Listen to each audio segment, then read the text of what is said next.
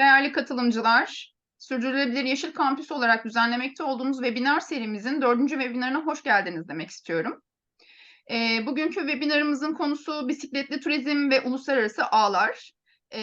Bu konudaki sunumu bizlere Muğla Sıtkı Koçman Üniversitesi Meslek Yüksekokulu Elektrik ve Enerji Bölümünden öğretim görevlisi Feridun Ekmekçi hocamızla Muğla Sıtkı Koçman Üniversitesi Yabancı Diller Yüksekokulu'ndan öğretim görevlisi Adnan Çangar hocamız yapacak. Hocam sözü size bırakıyorum ve şimdiden bu güzel sunum için teşekkür ediyorum. Evet, herkese merhaba. Feridun Ekmekçi benim adım. Ulusal Görev ve Koordinatörlüğü yürütüyoruz. Aynı zamanda uzun yol bisikletçi olarak, bisiklet kullanıcısı olarak ulaşım ve turizm amaçlı bisiklet kullanıyoruz. Bisikletli turizmi ya da Eurovelo duyan var mı katılımcılar arasında? Birkaç kişinin ben olacağını tahmin ediyorum. Hemen ekranı paylaşayım ben hızlı bir şekilde. Sonra soru cevap kısımlarına geçeriz. Adnan Hocam da burada herhalde. Adnan Hocam, ben bu sunumu yapayım. Sonra İzmir izlenimleriyle ilgili sunumu açayım. Sözü sana vereyim.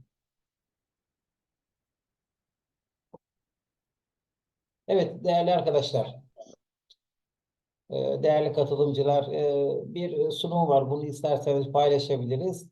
Biz uzun yol bisiklet turcusu olarak 2002'den beri bisikletli turizm çalışıyoruz. Bisiklet turizmle ilgili bilgi paylaşımı, altyapı çalışmaları, uzmanlık desteği gibi konularda da hem İSTİEF'ten aldığımız hem de kendi deneyimlerimizle, turlarda yaptığımız deneyimlerle gördüğümüz hem artı hem eksi yönlerle beraber bu deneyimlerimizi yaklaşık Eurovelo üzerinde ve bisikletli turizm üzerinde yaptığımız turlarda deneyimlerimizi paylaşmaya, toplumsal faydaya dönüştürmeye çalışıyoruz. Bu anlamda da 2002'den beri başladığımız bu çalışmalara 2011 yılında Ulusal Eurovelo Koordinatörü olarak da devam ediyoruz. Derneğimiz aynı zamanda Muğla merkezli bisiklet ulaşım, çevre dostu bisiklet ulaşımı, bisikletli turizm çalışıyor. Enver Çevik Enerji Verimli Çevre Koruma Derneğimiz bu alanda da hem İSİEF, Avrupa Bisikletler Federasyonu hem de İSKAT Spor Kültür Birliği üyesi.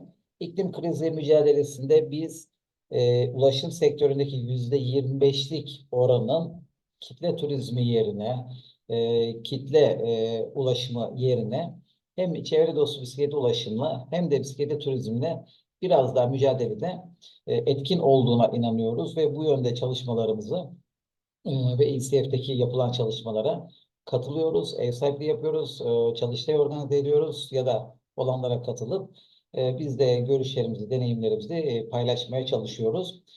Bu anlamda bisiklet politikaları, eylem planları, projelerin yürütülmesi, belediyelerle işbirliği yapılması, onların yaptığı çalışmaların desteklenmesi, bisiklet dostu işveren ile ilgili çalışmaları da yürütüyoruz.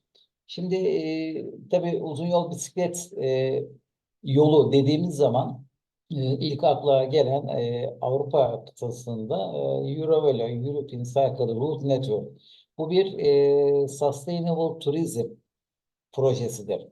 Ve ülke koordinatörleri ile beraber yürütülür. 17 adet 1000 kilometre ile 10.000 kilometre arasındaki bisiklet yolu anlamına gelir. Bizim ülkemizde Eurovelo 8 ve Eurovelo 13 rotaları var.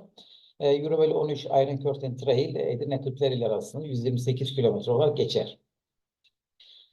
Bisikletin faydalarını biz çok fazla artık söylemiyoruz. Yani bisiklet çevre için, doğa için, halk sağlığı için, sürdürülebilirlik hedeflerine ulaşmak için, çevre dostu olması, insanları zehirlemeden ulaşım ve yerel ekonomiyi destekleme bakımından önemli. Bunun çok detayına girmiyoruz. E, tabii ülkeler bundan 25-30 yıl önce, 28-29 yıl önce İngiltere, Danimarka bir araya gelip yerel rotalarımızı yaptık ama ülkeleri birbirine bağlayalım dedikleri zaman bisikletli turizm konusu biraz daha uluslararası ağlara doğru yönelmiş. Bunlar ilk toplantılar. En sağda hanımefendinin yanındaki tek kişi olan Jens Erik Larsen, Eurovolo'nun babası olarak adlandırılan kişi, bizim arkadaşımız. Türkiye'deki İzmir, Kapadokya, toplantılarına da çağırdığımız ve bizlere desteğini sunan bir uzman olarak söyleyebiliriz bizim büyüğümüz. Bisikletli turizm sanıldığı gibi bir yarış değildir aslında. Bazen bir yarış yapıldığı zaman spor turizmi, bisiklet turizmi beraber konuşuluyor.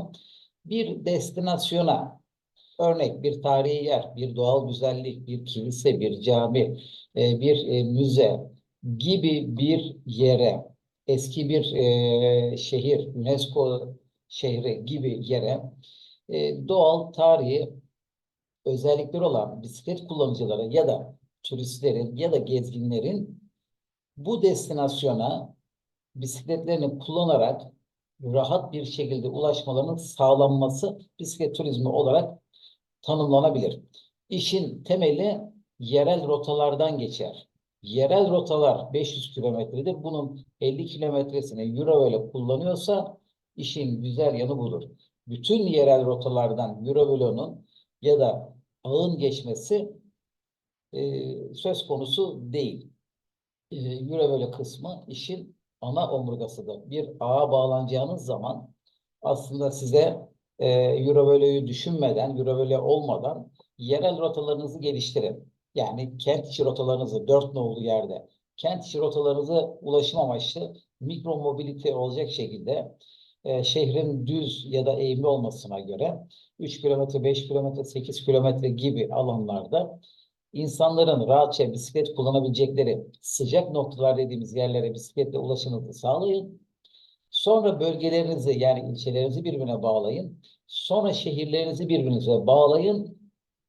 İşte Muğla'nın yanında Aydın var, Antalya var, Isparta tarafı, yukarıda İzmir tarafı gibi yerleri birbirinize bağlayın. Ulusal ağla beraber daha sonra zorunlu olan, altını çiziyorum, zorunlu olan iki ülke işbirliğiyle de uluslararası ağlar bize en yakın yer Eurovelo olduğu için ve Yunan bağlantımız, adalardan Yunan bağlantımız olduğu için burası önemli. Tabii diğer taraftan lojistik ile ilgili TEN-T, Trans-European Network Transport kapsamında da madem biz böyle bir projeye yapıyoruz ve altına bu ülkeler imza atmışlar, bisiklet yollarında buna uydurmak önemli. Eurovelo ile TEN-T'nin bütüncül yaklaşımla ele alınması son zamanlarda oldukça yoğun. Eurovelo kısmında yaklaşık 90 bin kilometre GPS kodlarıyla beraber alınmış 90 bin kilometre ve bunun %66'sı geliştirilmiş rota olarak e, araştırma sonuçlarını literatürde e, bu şekilde bir bilgiyi paylaşabiliriz. Tabii ulusal koordinatörler aracılığıyla yılda 2,5 milyon bisikletli turistin konaklamalı olarak Avrupa'daki rotalarda gezdiği istatistiklere yansıyor. Biz ulusal koordinatör olarak bu istatistiklerin toplanmasında da İSTEP'le beraber çalışıyoruz. Altyapı çalışma grubu, rota bazlı çalışma grubu, Eurovelo çalışma grubu, Eurovelo 8 çalışma grubu, Long Term Management Agreement çalışma grupları şeklinde rotalar geliştirmeye tabi tutuluyor. Ciddi bir ekonomik değeri olduğunu söylemek mümkün. Kruvaziyer turizminden daha çok üst ölçekli şirketlere giden bisikletli turizm getirisinin üst ölçekli yerlere giden kruvaziyer turizm getirisinin yerele akmasını sağlayan bisikletli turizm kısmı biraz daha önem arz ediyor. Kruvaziyer turizmi 39 milyar avro gelir getirirken ve üst ölçekli uluslararası şirketlere giderken bisikletli turizmde e, bu rakam 44 milyar euroya çıkıyor. Resmi rakamlarda araştırma raporunda Eurovil'in buna katkısı yıllık 7 milyar avro bir ekonomik değer olmasına rağmen gerçekte bu 9 milyar avro olduğu söyleniyor. 7 milyar avrosu da bunun resmi rakamları. Bisikletli turizme çıkan vatandaş 1000 kilometre yapacağım şeklinde yola çıkabilir. Bu en küçük, en kısa bir ağın uzunluğu olarak söylemek mümkün. Az önce söylediğimiz kısım burada geçerli. Siz mavi yolculukta yaptığınız bir yolculukta, o da bir turizm çeşidi olarak e, göründüğünde bisikletli turizme yakın bir ekonomik getirisi olmasına rağmen yerel ekonomiyi destekleyen bisikletli turizm, karbon ayak izinin düşük olması bakımından bisikletli turizm biraz daha tercih olabiliyor. Ülkemizdeki bisikletli turizm ağlarından iki tane ağımız var. E, Uzantı rota olarak Eurovelo 13 Edirne Kırklareli tarafından, Eurovelo 8'de Atina'dan adalar vasıtasıyla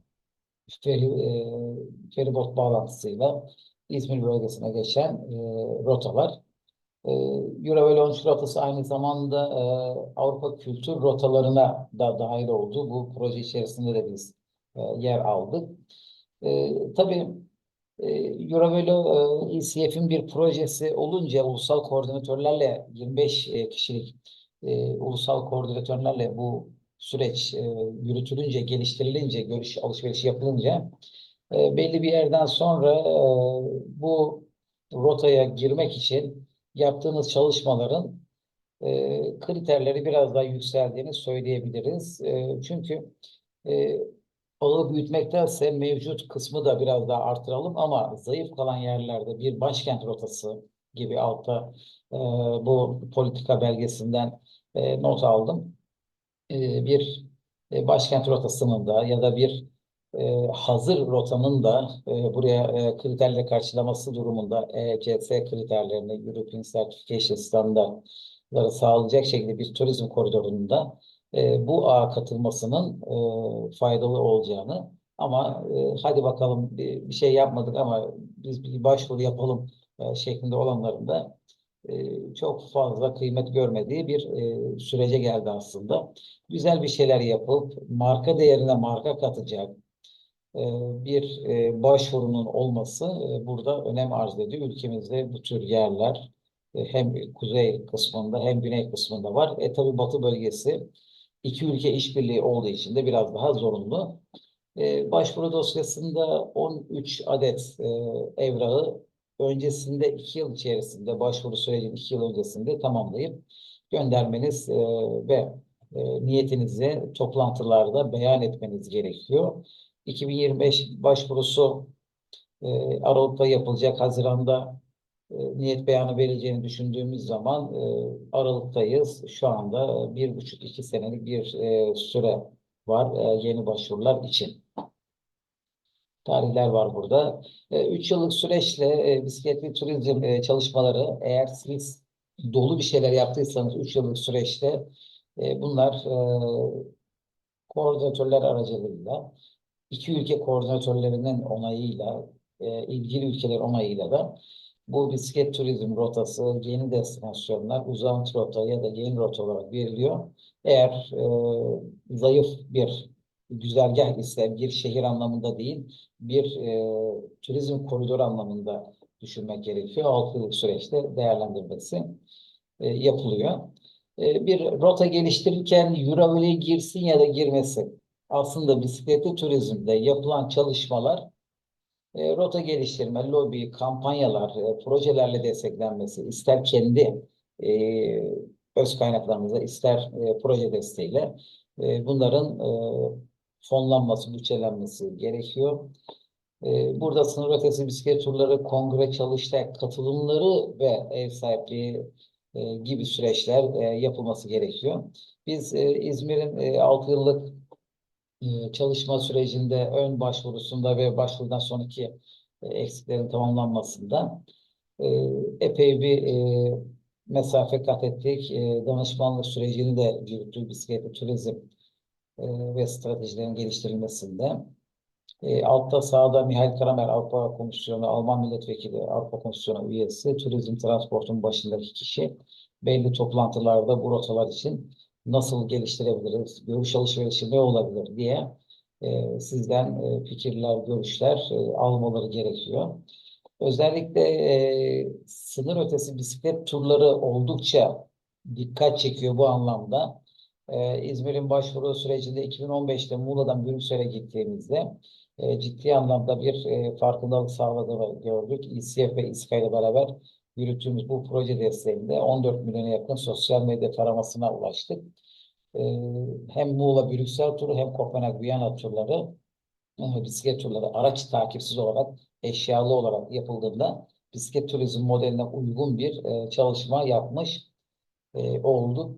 Tabii bunlar kurumun başvuranın en üst düzeyde sahiplenmesi gereken uzun soluklu süreç olduğu için başkan değişimi olabiliyor. İzmir'de karşılaştığımız gibi 2016'da başvurduklarında 2019'da tabii pandemi de girdi araya. Aziz Başkan'dan başlayan süreç tüm Süveyir'in açılışında ve sahiplenmesiyle devam etti. Bakanlığımızda bir bisikletli turizm birimi açıldı. Şubat 2020'de pandeminin hemen öncesinde orada bir bilgilendirmeye davet edildik. Onu yaptık. Tabii ECF'in yetkililerini, başkan yardımcısını, e, Yunan koordinatörü, bir destinasyonun proje koordinatörünü sol alttaki fotoğrafta Bartis Egers, Yunan koordinatör, Spiros, Jens Erik Larsen, William İlsiye Başkan Yardımcısı gibi bunları İzmir'de ağırladık. Saha çalışmalarında sahada gördüğünüz tabela sistemlerinin kontrolünde bunların bisiklet turizmindeki rotaları göstermesi bakımından önemini gördük. Muğla'dan Brüksel'e giderken tabii Avrupa Komisyonu'na uğradık ve Eurovelo ile ilgili biz bisikletimizi kullanıyoruz, turizm amaçlı olarak kullanıyoruz, ulaşım amaçlı kullanıyoruz diye Avrupa Komisyonu yetkililerine, bakanlık temsilcilerine 3 yeşil tişört olanlar hem tişörtümüzü hem de projeyi anlattık. Sağdaki bisikletlerimizi görüyorsunuz. Üzerinde 25-30 kilo yük ile çadır konaklamalı şekilde Muğla Brüksel bisiklet turunda tamamlamış oldu. Ciddi anlamda bir farkındalık yaratılmış oldu. Burada bir videomuz var. Ben hemen bir videoya 2 dakika gitmek istiyorum. The Back for Europe initiative is very relevant and it's timely. So 1.6 billion adults are at risk of deadly illnesses worldwide because of the lack of physical activity. So the Back for Europe, the main goal of Back for Europe is raise awareness about the importance of physical activity and really goes to meet this alarming pressing need. But I think also the Back for Europe is can show how sport can help those more disadvantaged, because Europeans can donate kilometers. So at the end of the experience, bikes can be bought for refugees and disadvantaged people. And it's of course thanks to initiatives like Bike for Europe and of course our partner of the week, ISCA. So we are very grateful to Back for Europe and bikers who raise awareness about the week and help us promote our logo, which is Be Active. Yes, so I'm glad you are stopping here in Brussels and giving this message to the people of Brussels and the people of Europe that the capital of Europe is finally embracing cycling as an alternative.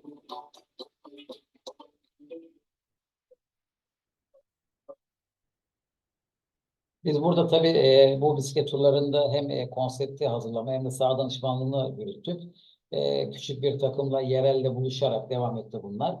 Burada İzmir'in bu başvuruya tamam demesinden sonra Muğla'dan çıkan ekibimiz, Muğla'da ilgili kurumların belediye, valilik, turizm müdürlüğü gibi kurumlardan çıkış start aldıktan sonra İzmir'de 1000 kişilik ekiple beraber 30-35 kilometre pedal çevirip şimdi bisiklet zamanı kampanyasıyla ciddi anlamda bir farkındalık sağlandı ve Brüksel'e vardığımızda 3000 kilometre rotanın 2744 kilometresini bisiklet senesinin üzerinde tamamlamış olduk. European Vikos Sport'da sol alttaki fotoğrafta Türkiye bayrağında European Vikos Sport katılımcı ülkeleri arasına da eklemiş olduk. Bir kadın üyemizin olması, tüm rotayı bisikletiyle pedal çevirmesi, konaklamasını çadırda yapması ayrıca bizim için değerli. Tabii bunlar daha sonra arkası gelen çalışmalar. Aynı şekilde yine bu videomuzda göreceğiniz üzere 2 takımla beraber yine bisikletli turizmi geliştirecek bir çalışmada Bike for Europe'da 2018'de beraber olduk. As best as I can. A very warm welcome to all our cyclists. We have been talking to the audience already, telling them about Bike for Europe, which is a great cross-border cycling tour, which was organized by the European Union, and there are two teams, a north team and a south team, and they started from opposite ends of Europe.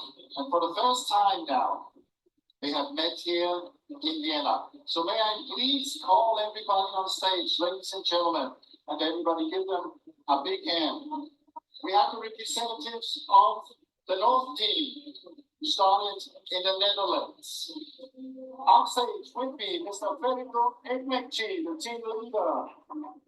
Mr. Alfred Kandia, Ms. Laura Elen, Ms. Merodo Otto, and Mr. Thomas Schwarte.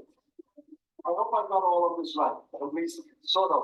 This is the North team, meine Damen und Herren, das ist Burada tabii iki takım bir arada. Birimiz Hollanda'dan, birimiz Yunanistan'dan çıktı. 5'er kişiden 10 kişilik takım. Adnan Hocam takım kaptanlığı yürüttü. 3500 kilometre ortak bir alanda yerel rotaları, Eurovelo rotasını, bisikletli turizme, bisikletli turiste uygun rotaları kullanarak devam ettik. Tabii bunları bir tek pedal çevirmiyoruz. Aynı zamanda bir yerlere de uğruyoruz. Bir yerlerde görüşme yapıyoruz. Yaygınlaştırma kapsamında bu turları burada anlattığımız gibi yurt dışında da anlatıyoruz. Bu da önceki dönem Paris Belediye Başkan Yardımcısı ECF'in başkanlığına yürütmüştü. Ve bu deneyimleri, bu turları anlatıyoruz. 2018'deki bu tur, 2015, 2016, 2018'deki Navi Bike turları bisikletli turizm için Türkiye'deki rotalara da dikkat çekmeyi başarmış bir özelliği var. Bunları ulusal koordinatörler toplantısında anlattığımızda bir farkındalık oluşuyor. Tabii Avrupa tarafına gidiyoruz ama bir taraftan da bisikletli turizmin kış dönemi var. Kışın bisiklet kullanan birisi olarak, kışın ulaşımı bisiklete sağlayan birisi olarak Moskova'da eksi 28 derecede Winter Cycling Congress kısmında da bisiklet kullanıp orada da deneyimlerimizi anlattık. Muğla içinde Güney Ege Kalkınma Ajansı'nın bir projesiyle bisikletli turizm rotalarını çalıştık. Tabii bu değişebilir. 2013'te bu raporu bulabilirsiniz GEKA'nın sayfasında. Ancak bu rotanın resmi olarak işaretlenip yurt dışı sol alt tarafta Rodos, sol tarafta Kos üzerinden Bodrum ve Marmaris bağlantısını önemsiyoruz. Yunanistan'a iki ülke işbirliği sağlayacak şekilde bu bisikletli turizm rotalarının bağlanmasını yaklaşık 12 yıldır özlemle beklediğimizi belirtmek istiyorum. Bununla ilgili 2023'te o dönemin Eurovelo direktörü Adam Bodur'da Muğla'da Ticaret Odası ev sahipliğinde de derneğimizin ev sahipliğinde de pedal çevirecek ve konferansa bilgi verecek şekilde 14-17 Şubat 2013'te misafir ettik sol alttaki Adam Bodor bisiklet turizmle ilgili bunları bize anlattı ve pedal çevirdi.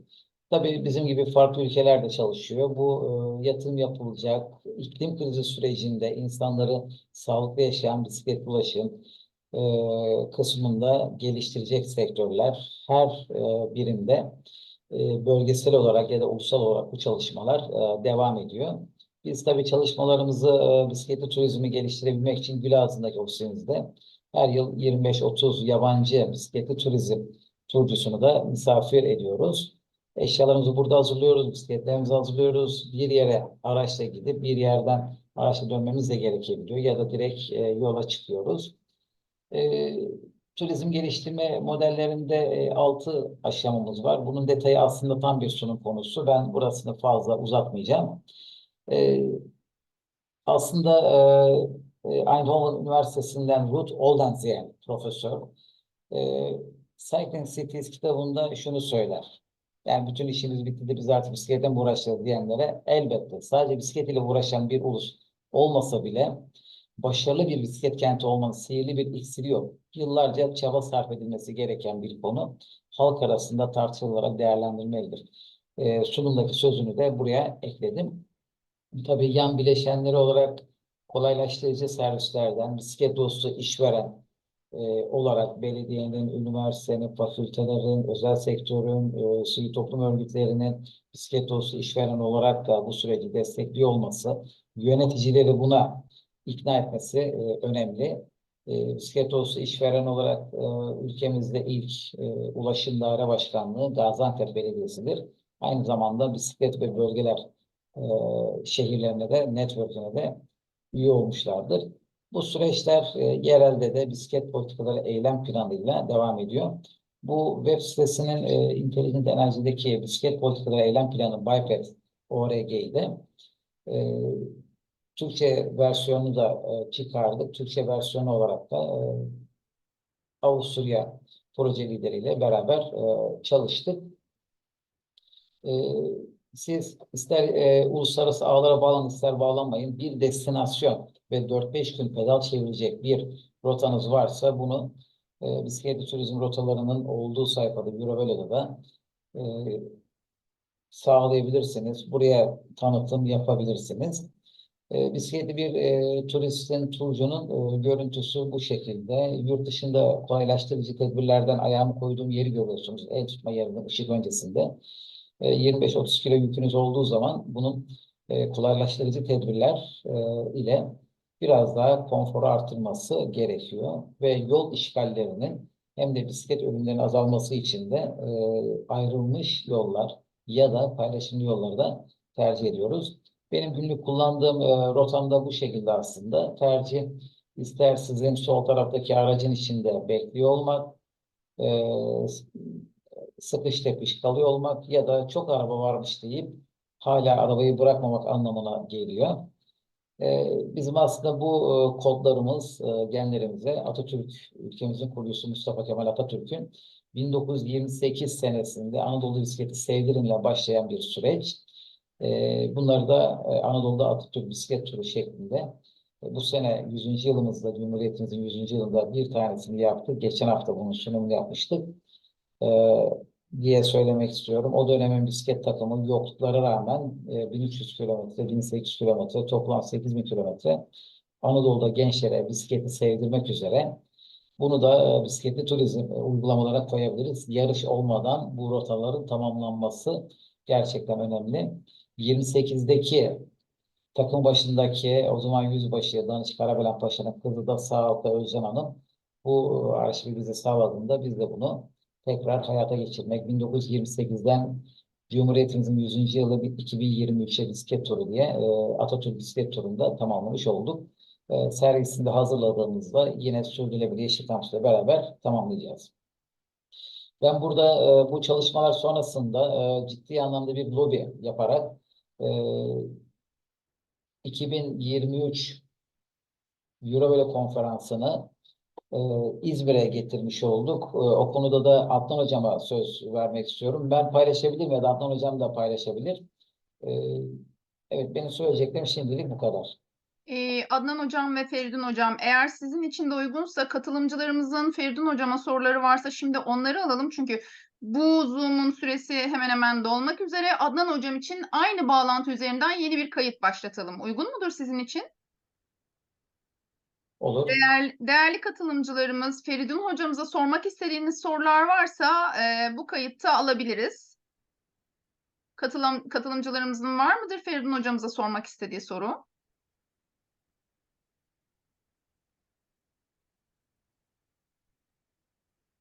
Sohbet üzerinden yazan var mı? Sanırım hocam soru yok gibi ama Ben e, son 5 dakikayı söyleyeyim. Çünkü Zafer Bey var. Mersin Büyükşehir Belediyesi'nden. Daha önce görüştük. İzmir'deki toplantıya geldi. Onlar da yoğun bir çalışmayla Eurovelo sürecine hazırlanmaya başladılar. İklim stratejileri birimiyle beraber. Bu önemli bir adım aslında. Mersin attığı önemli bir adım. Mersin bölgesinde ciddi bisikletli ulaşım çalışmaları ve bisikletli turizm potansiyeli var. Ancak bu potansiyelin Eurovelo ağına bağlanması için Yunanistan'a kadar olan örnek Fethiye, Rodos, örnek Muğla, Marmaris, Rodos, örnek Muğla, Bodrum, Kos bağlantısına kadar olan bir güzergahı çalışmamız gerekiyor. Sanırım gerekli adımları atacaklar. Bunu da ilgili kurumlar, ilgili belediyelerle sivil katılım projesiyle de ciddi anlamda bir çalışma yapacağız. O anlamda ben Zafer Bey'e de hem çalışmaları daire başkanı Kemal Bey'e de Mersin'in çalışmaları için de teşekkür etmek istiyorum. biz de kendilerine teşekkür ediyoruz. Zafer Bey, sizin söylemek istediğiniz bir şey var mı bu konuyla ilgili? Herkese merhabalar. Feridun Hocam teşekkür ederim sunumunuz için. Biz de Mersin olarak, Mersin Büyükşehir Belediyesi olarak kentimize bu ağın bağlantısında bulunmak istiyoruz açıkçası. Feridun Hoca'dan da desteğini alacağız büyük ihtimalle. Süreci başlatıp e, gelişmeleri takip edip hem ülkemiz hem de kentlerin birbirine bağlanması ile ilgili olan e, misyonumuzu, görevimizi yerine getireceğimizi düşünüyorum. Feridun Hocam bir şey soracağım. Öncelikle Eurovele ağı öncesinde yerel ulusal ağı e, oluşturulduktan sonra Eurovele'yi geliştirerek mi başlamamız gerekiyor? En azından diğer katılımcılara da bir fikir olur diye düşündüm. Hocam Mersin için özellikle Mersin'in bağlantı potansiyeli neresi? Antalya üzerinden ya Fethiye'ye kadar gelip feribotla Rodos'a çıkmak. Evet. Yani bu arada Eurovele başvurusunda diyor ki ulusal bisiklet master planı ile ne kadar örtüşüyorsunuz? Birebir örtüşmese bile belli bir kısmın örtüşmesi önemli. Şu anda Çevre Bakanlığı Hareketlilik Daire Başkanlığı'nın bisiklet master planında 20 Haziran 2020'de ilan edilen bisiklet master planında Antalya kadar olan kıyı rotası çizilmiş durumda. Ancak bu sadece bir ofis şeklinde yapıldı. Sahada ne kadar turlandı tam bilemiyorum. Master planda sadece o harita var. Belli bir oranda örtüşüyor olması önemli. Tabii Antalya'dan sonra başka bir alternatif yok yokuşlardan dolayı. O bölgede bir saha çalışması yapmak gerekiyor. Bu güzergahtan gideceğiz şeklinde bir bisiklet turuyla, bir saha keşif turuyla bunu yapmak mümkün diye söyleyebilirim. Benzer Aslında çalışmayı son hafta evet. kent olarak biz biraz kendimizi şanslı buluyoruz. Euro ile 13'ün bağlantısı da Nevşehir, Ankara, Eskişehir, Nevşehir ve Ürgüp üzerinden bir bağlantı planlanıyordu. Kültürel ve turizm olduğu için Mersin üzerinden de bu hat üzerine bir ağ çalışması da yapılabilir açıkçası. Hani Hocam e, Mersin'in hikayesi Akdeniz rotasına daha uygun. Yani çok fazla dallanmaya evet. gerek yok. Akdeniz Konsorsiyumu'na ilk geldiğimiz çalıştayda Akdeniz Şehirleri Konsorsiyumu daha uygun e, diye söylemek mümkün. Çünkü hikayenizin de uyması gerekiyor. O bölgedeki hikayenin uyması gerekiyor. Eurovelo 13 bir savaş rotası, demir perde rotası olduğu için. Akdeniz rotasını öngörmek gerekiyor. İstanbul Büyükşehir'den var. Engin Bey de saha çalışmalarında ciddi bir çalışma yaptı. Kendisi hem akademik olarak da şehir plancı ve sanatsal mimar diye hatırlıyorum ben. Engin Aktüs'ten sana da bir söz verelim. Balıkesir'den İstanbul'a kadar bir rotayı pedalladık. İstanbul Büyükşehir'de de bir Eurovelo birimi kuruldu aslında. Bu da önemli. Bir iki sözde oturum bitene kadar 7 dakika var. Engin'e söz Ee, verebiliriz. Hocam 3 dakika hatta 2 dakika. Tamam, ben kısaca Engin. keseceğim. Merhabalar, ben Engin Aktürk. Yani, Ee, İstanbul Büyükşehir Belediyesi Ulaşım Planlama Müdürlüğü'nde yüksek mimarım. Biz 2020 yılından beri İstanbul'un Eurovelo rotalarına katılması için çalışıyoruz. Bu nedenle Feridun hocaların da danışmanlığıyla birlikte bir bisiklet rotası planladık. Hatta bunu sürüşleriyle beraber yaptık. Şimdi bu rotanın altyapısını geliştirmek için çalışıyoruz. Rota üzerindeki özellikle kent içinden geçen kısımlarda ayrılmış bisiklet yolu yapılması için projelendiriyoruz. Bazısını uygulamaya başladık.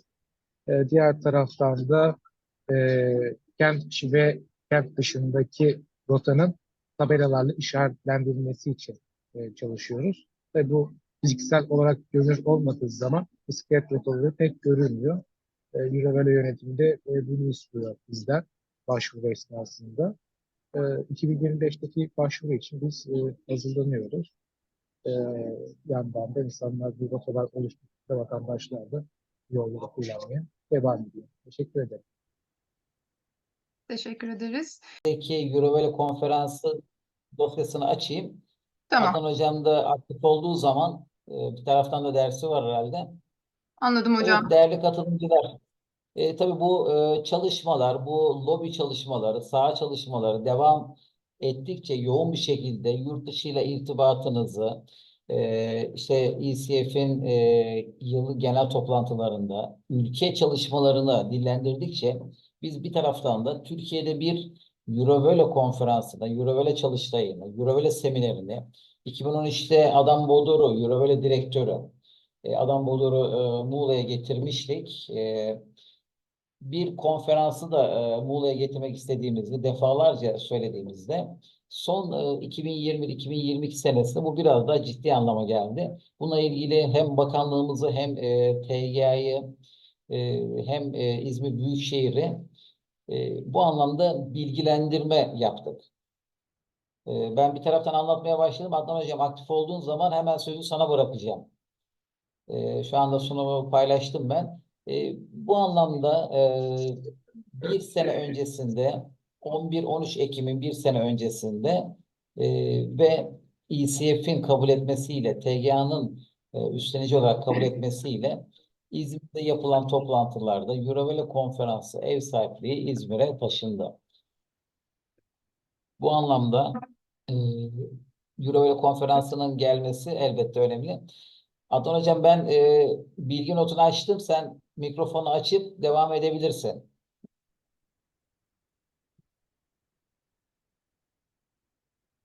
Adnan Hocam duyabiliyor Evet musun? hocam duydum.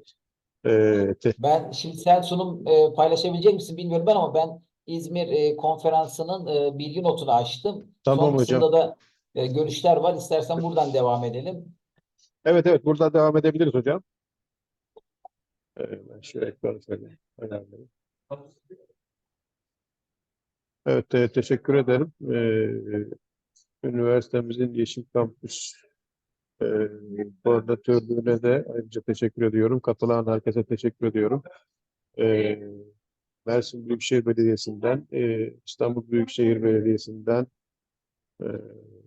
ilgili paydaşlarımız da burada toplantıda. Ayrıca Ankara'da bulunan tüm Bisiklet Dernekleri Federasyonu, biz de federasyonun kurucu üyesiyiz dernek olarak.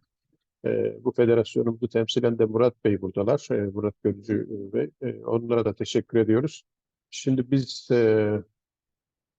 hocamın da dediği gibi bu konferansı Türkiye'de yaptıralım diye epey bir uğraşmıştık. Ferdin Hocam'ın çok önemli çabaları oldu. Hani adeta şeye başvurur gibi, olimpiyatlara başvurur gibi bir süreci var. Biz bu konferansı düzenleyelim, hadi gel, hadi gelin oturduk konferans düzenliyoruz gibi değil tabii ki. Uzun bir süreç. Avrupa Bisikletler Federasyonu'na başvurumuzu yaptık. Denetleme sürecinden geçtik. 2-3 defa bizzat gelip denetlemelerini yaptılar. Konferansın düzenleneceği mekanlar görüldü.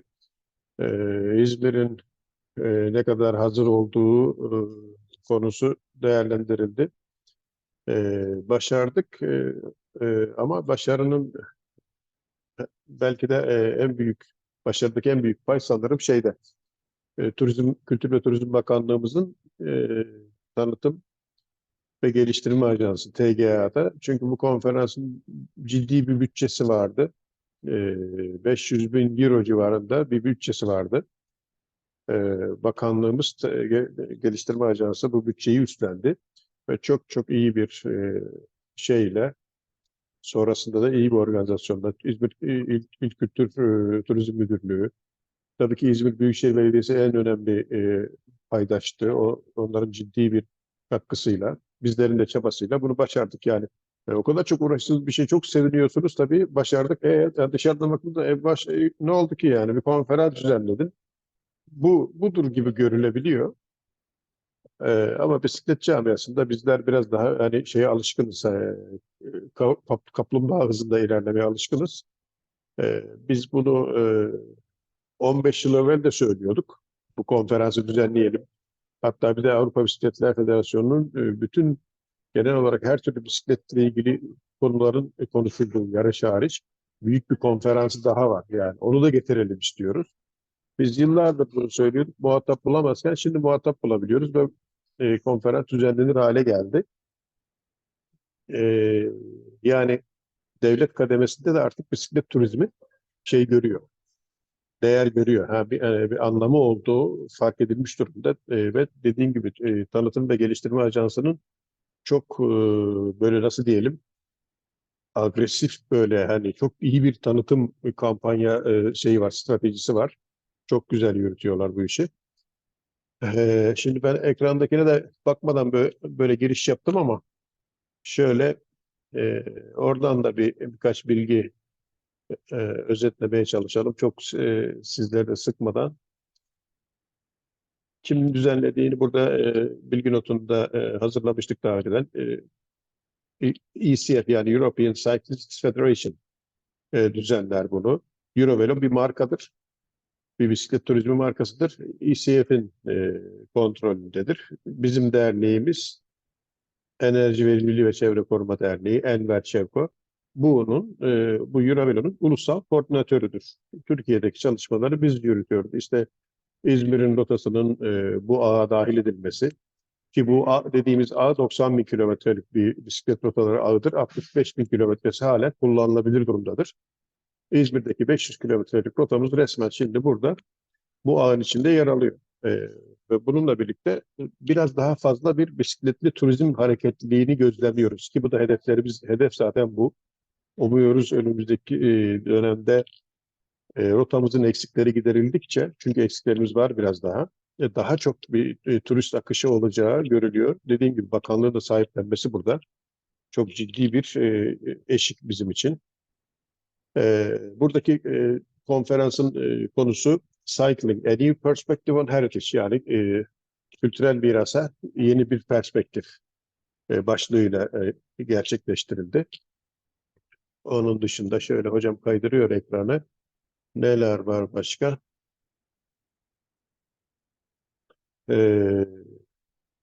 İlk öncesinde bu Eurovelo dediğimiz bu projenin yıllık olan genel toplantısı, genel kurulu yapıldı. Gene İzmir'deki aynı konferans merkezinde. Ortada gördüğümüz hanımefendi, bu genç hanımefendi, bu Eurovelo'nun direktörü.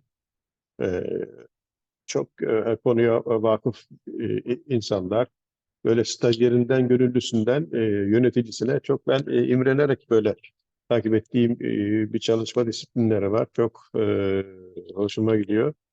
Şu yeşil tişörtlü sağdaki ben bizim ülkemizdeki çalışmaları anlattım. Bu yıllık olan genel kurulda. Şeyde hazır bulundu. Turizm Bakanlığı'nın yetkilisi Ceylan Hanım da hazır bulundu. E, Yeni Bosna Hersek Eurovelo ağına dahil oldu. Yani Avrupa'da da bu iş çok çok böyle üst düzeyde ilgi görüyor. Fransa'dan bir hanımefendi, bir bakanlığın yetkilisi, Eurovelo konseyine seçildi gibi. Bu işleri önemsiyorlar. Böyle biraz da fotoğrafların üzerine gidersek daha az sıkıcı olabilir. Ortadaki fotoğraf, bakın böyle neşeli insanlar görüyorsunuz. Burada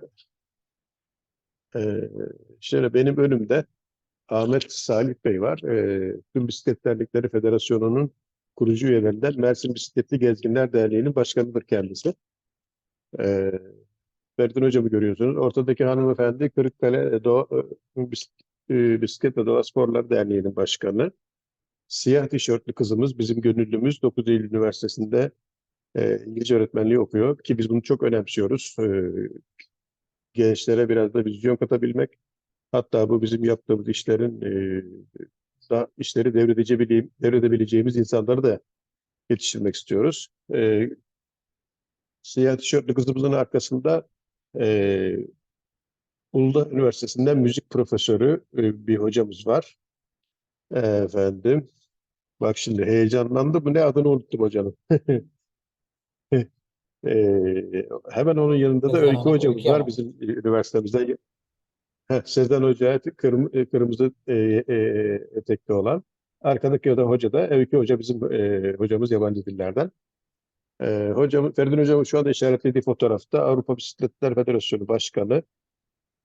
Diğer beyefendi de Avrupa Birliği Komisyonu'ndan sanıyorum. Avrupa Ee, Kültür Rotaları Komisyonu'nda sertifikasyonla ilgili bir yetkili. Eurovel'in Evet. kültür rotalarına dahil olmasıyla ilgili geçen aylarda bir onay alınmıştı. Eurovel Evet. 13 Evet. Avrupa kültür rotalarına üyeydi. Burada onun bir seremonisi yapıldı. Zafer Bey'in bahsettiği 13 numaralı rota daha kuzeyden başlar, demir perde sınırları içerisinde. Bizim de ülkemizde Edirne ve Kırklareli'den gelir böyle. E, Mersin'den Ahmet Bey'i ECF'in CEO'su hanımefendiyle tanıştırdık. Böyle diğer ülkelerin temsilcileriyle istişare şansı verdik. Kırıkkale Derneği Başkanımız olsun, diğer paydaşlarımız olsun. Verimli, güzel bir çalışmaydı. Bir diğer demin de bahsetmiştim. Açılışa Turizm Bakanımız da geldi. Yani bakanlığın bu işi ne kadar önemsediğini vurgulamak açısından bu çok önemli. Açılış konuşmasını Henk Svartov'un arkasından Bakan Bey yaptılar. Bu da bizim için gerçekten sahiplenme anlamında, ulusal sahiplenme anlamında çok çok çok ciddi bir gelişme. Evet, konu başlıklarını burada hocam özetlemişti. Kültürel mirasa yeni bir bakış açısı ki bu konferansın temasıydı. Bisikletli turizmin siyasi gündemin üst sıralarına çıkarılması. Tabii bu bisikletli turizmin siyasi gündem derken hani karar vericiler burada kastediliyor. Ön planlara çıkarılması bizim ülkemizde çok zor. Avrupa bile bunun için mücadele ediyor. Bir yandan da hem bisikletli turizm hem de bisikletli ulaşım için bu mücadele var. Yani e, ajandada üst sıralarda yer alsın çabası var hep. Yeni yaklaşımlarla ilgili güzel sunumlar yapıldı. Eş zamanlı konu başlıklarını görüyorsunuz. Ayrıca çok ilgilenenler olursa eurovelo.conference2023.com muydu? Orada sunumlar yüklendi. Sunumlar indirilip incelenebilir. Çok çok ilginç sunumlar vardı. Hatta ilginç katılımcılar vardı. Rusya, Tataristan Özerk Cumhuriyeti'nden insanlarla tanıştık. Japonya'dan gene bisiklet STK'ları vardı. Biz de burada gördüğünüz gibi Feridun Hocam da bizim derneğin faaliyetlerini de anlattı. Az önce de kendisi bahsetmişti. Bizim bu Avrupa'daki projelerimiz, Now We Bike projeleri bizim Eurovelo deneyimimizi arttırmamızda, geliştirmemizde çok çok etkili oldu, çok faydalı oldu. Şimdi biz hocam da ikimiz de Eurovelo Rota denetleme sertifikasına sahip olduk. Bu çalışmalarımızın neticesinde diyelim. Sanırım sonuna geldik. Tabii böyle bu kadar çabalıyoruz, koşturuyoruz. Biraz iğneyle kuyu kazmak gibi ama biz bu işi çok bir şekilde yani gönlümüzü kaptırmışız diyelim. Keyif alındığı için bu kadar insan bunu yapabiliyor. Yani keyif almasanız tutup da bisikletin üstünde 40 kilo yükle bilmem kaç ne o yüzde kaç eğimli yollardan çıkıp siz manyak mısınız diye bağıran insanlar oluyor hani yollarda. Hakikaten gönüllülükle olan şeyler ama bir yandan da ben şimdi e, 4 aylık torunum da yolda geliyor. Torunuma anlatacak hikayelerim hazır şimdiden yani. O anlamda ben yani yaptığımızı çok keyifli buluyorum. E, Ama sabır isteyen bir iş. Ülkemizin gündemi çok farklı. Hatta dünyanın gündemi çok farklı. Valla bisiklet de neymiş kardeşim diyen insan çok var. Ama o ilerlediğimizi görüyoruz yani. Şöyle görüyoruz. Şimdi sürdürülebilir. Yani biz bu toplantıyı sürdürülebilir Yeşil Kampüs bünyesinde yapıyoruz. Şöyle bir örnek vereyim. Birazcık konunun dışında gibi ama 2 hafta önce Feridun Hocam'la Sakarya'da alüminyum fabrikası ASAŞ şirketine gittik. Bunlar araştırmışlar. Feridun Hocam bulmuşlar. Hocam biz bisiklet dostu işveren olmak istiyoruz. Bu arada hocam bahsetti. Biz onun da ulusal koordinatörlüğünü yürütüyoruz. Ne alaka? Siz niye bunu istiyorsunuz kardeşim? Bunların bağlı bulunduğu Avrupa Alüminyum Üreticileri Birliği varmış. Ve bu birlik soruyor. Sen sürdürülebilir bir fabrika mısın? Sürdürülebilirlik için ne yapıyorsun? Bize ne belgeler sunabilirsin? Aynı şey işte hani ülkemizin gündemine de bu giriyor artık yani. 2 sene önce, 3 sene önce sanırım Cumhurbaşkanı kalktı dedi ki bütün belediyeler kardeşim bisiklet yolu yapacak. Bunu resmen söyledi ve hemen arkasından Çevre Şehircilik Bakanlığı'nın gündemine girdi, yönetmeliklerine girdi bu. Belediyelerde zorunlu hale geldi. Öyleyse sürdürülebilirlikten değil de bisiklet hani sanıldığından çok çok daha fazla bir rol oynuyor. Bisiklet turizmi de öyle, bisikletli ulaşım da öyle. Dolayısıyla belediyeler de bir şeyler yapmaya çalışıyor. Çok güzel çalışmalar gerçekleştirdiler.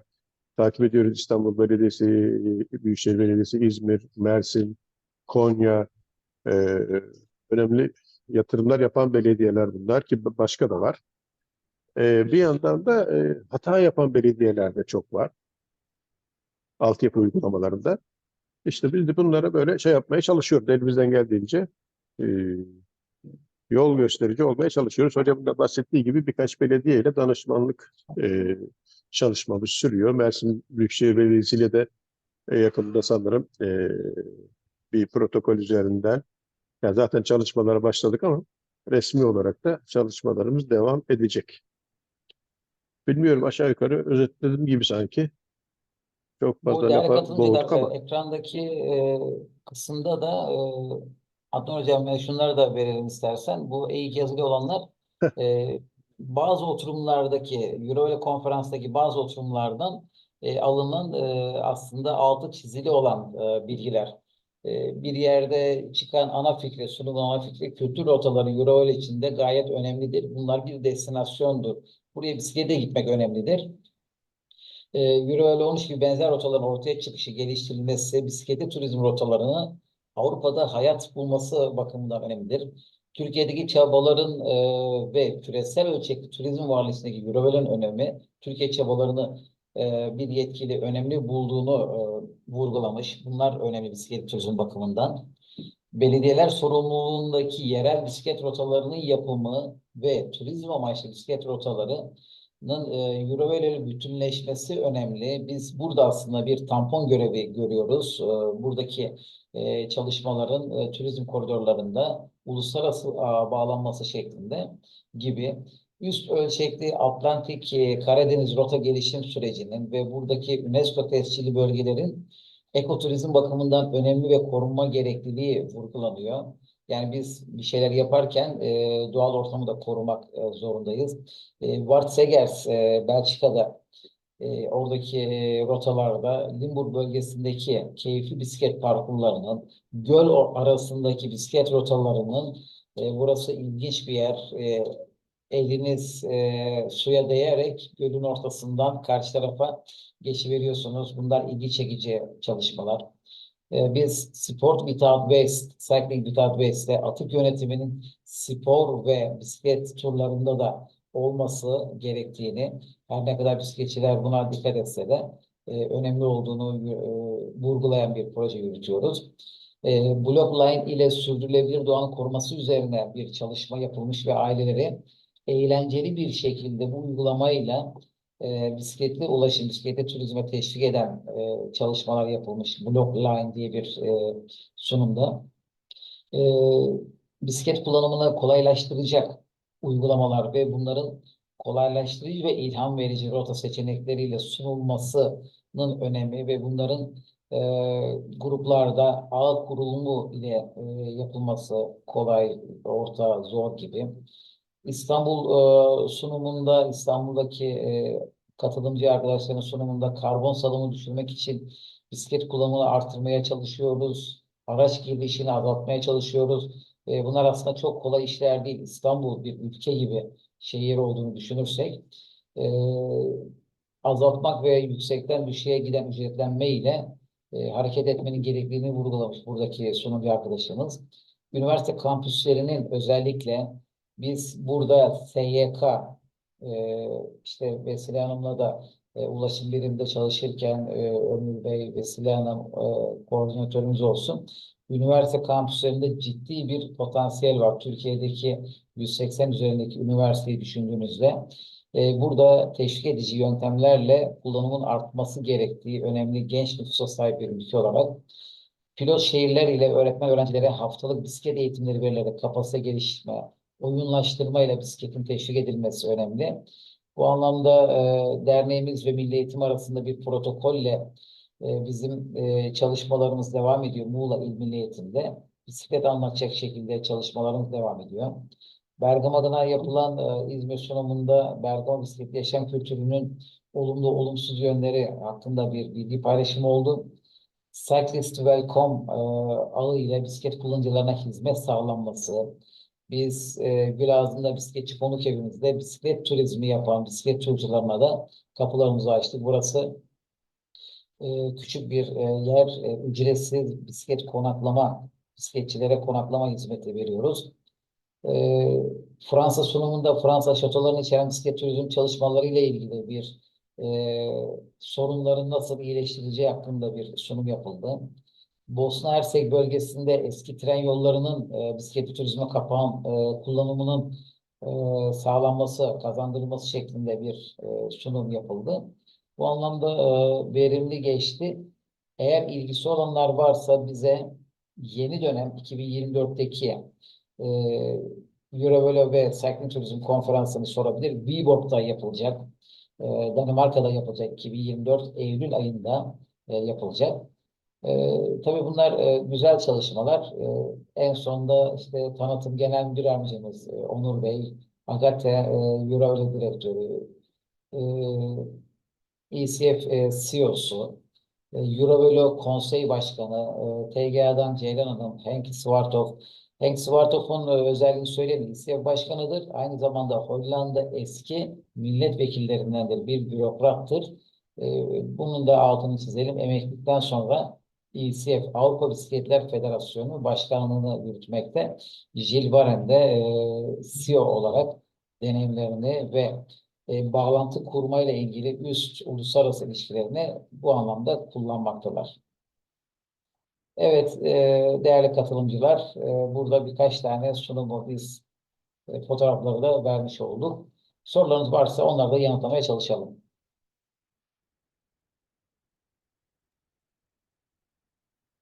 Değerli katılımcılar, hocalarımıza sormak istediğiniz herhangi bir soru var mı?